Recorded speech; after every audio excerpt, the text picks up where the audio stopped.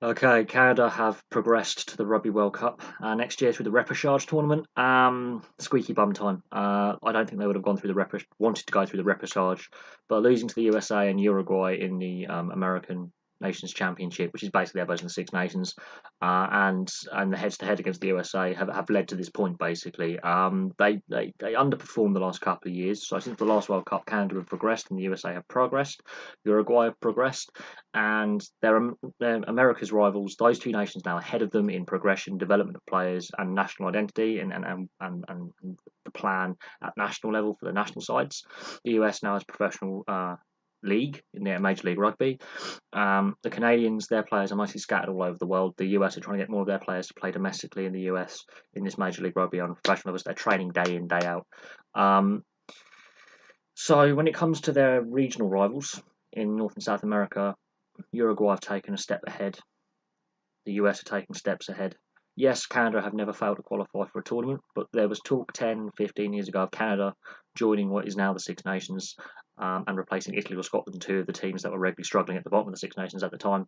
That talk has now been replaced with Georgia, and Georgia have won today. Now, yes, Canada have won all three Test matches in the repechage tournament. I haven't seen their latest one because it clashed last night with what I was doing, but it's on the World Rugby YouTube, so I will watch it. I understand they played very, very well. From what I've seen of them in the repechage tournament, they look much improved from where they were 6 months ago in the American Nations Cup, which is their version of the Six Nations. They have improved over the last 6 months, but I have concerns that they are going to get hammered at the World Cup in every game, and they really need to work on their fitness and their skill set. The physicality is there. A lot of these guys would have played Canadian football, which is similar to the NFL, and ice hockey at youth level, or been converted from Canadian football or American football to play rugby. But in Canada, it's still an amateur sport at the moment, although there are plans to expand Major League Rugby from the US into Canada and make it a North American league, much like the NHL and things like that. But rugby in Canada's got to compete against three fully professional sports, which is soccer, which is in the MLS. They've got teams in the MLS. Ice hockey with NHL, and then the minor leagues and the junior leagues, and Canadian football. So rugby has got to compete against more established professional sports that, well, pay more money. So if you're a young, aspiring, young Canadian youth athlete, what are you going to do? Ice hockey is the national sport. It's a religion. 70 to 80% go into the ice hockey systems from youth level. Canadian football is the second obsession. Not as well watched as it used to be, but it's still there. Less teams than there used to be, but again, there's still a competitive league in Canadian football. A lot of youth go in there, or the American football route south of the border. MLS is also growing in Canada, with professional teams now popping up in the expansion of the MLS. So a lot of youth, especially in the Toronto area, going into football, or as the Canadians call it, soccer. So Canadian rugby does have a battle ahead if it is to retrace those steps where it was 10, 15 years ago, being a competitive tier 2, just below tier 1 nation status, to now being at the bottom of the tier 2 pile. They are the weakest team to make it to the World Cup. They didn't look amazing against Germany, but they won a physical game against the Germans last weekend. That put them in pole position to beat Hong Kong. Again, Hong Kong were actually seeded highest in this repechage competition of 4 teams, with Kenya, Hong Kong, Germany, and Canada.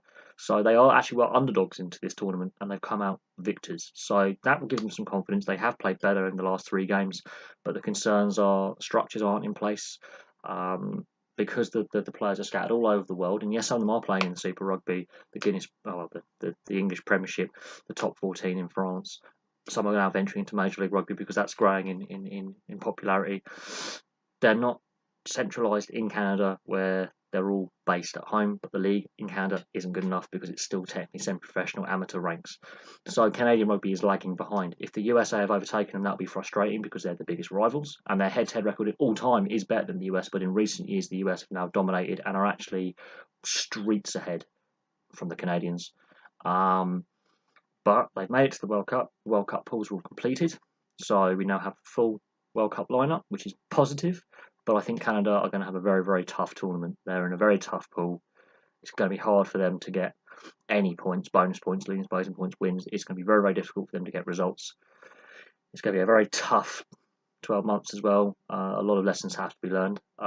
Yes, it's great that they came through this repechage tournament really well, when they were actually not the favourites. Hong Kong were the favourites, so they've upset the world rankings a little bit and the seedings.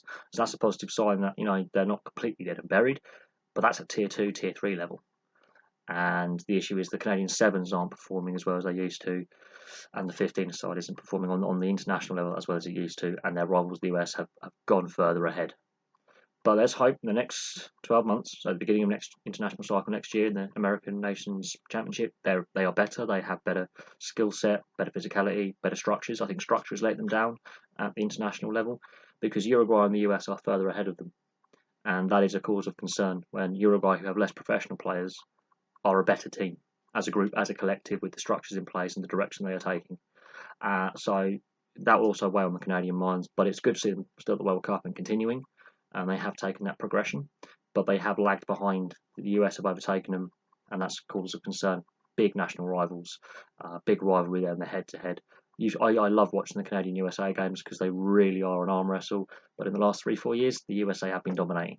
So there we go, thank you very much for watching. I'll have some more videos for you soon. Please like and subscribe as well.